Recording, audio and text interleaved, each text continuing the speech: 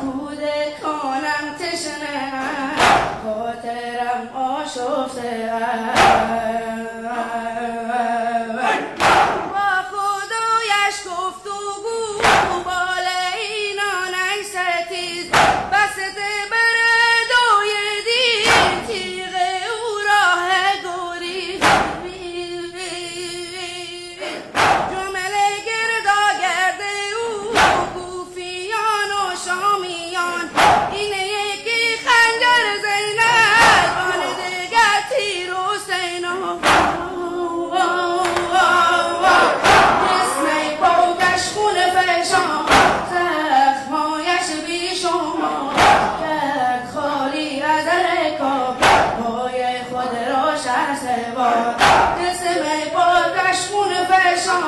زخمایش بی شما کرد خالی از رکاب پای خود را شهر سوار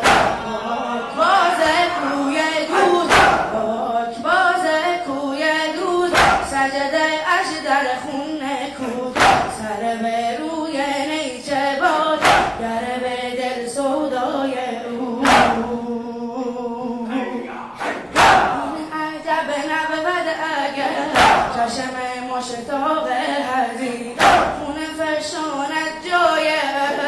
در رسای شاهدی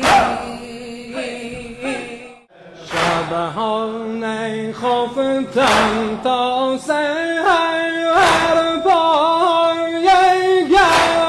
گهواره تا تو را کردم اینجا ساله دی امیدم نامی این بود خیالت رفتی ز دنیا شیر